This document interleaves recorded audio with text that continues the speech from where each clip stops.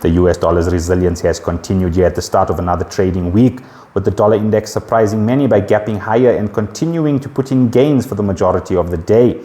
Now, what does this mean for the US dollar moving forward? Obviously, the surprise is that we are still in a US government shutdown with no major developments over the weekend, meaning there will be no data forthcoming from any US government agencies for the majority of this week. Now, that doesn't mean we won't get any US data this week. Obviously, we will still get the Federal Reserve minutes from the Fed September meeting, as well as the University of Michigan sentiment data later this week.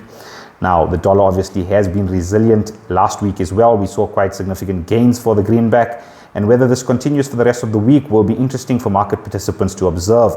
Now, both those events, the Federal Reserve minutes and the University of Michigan data, could stoke some volatility, so keep an eye on that. Now, also what will be in focus here for the majority of the week is likely to see when the government may finally end this US government shutdown and when we will get actually the data which has not yet been released, such as last week's job numbers, which was delayed as well. That obviously could stoke further volatility once we get such an announcement, or if such an announcement does come this week.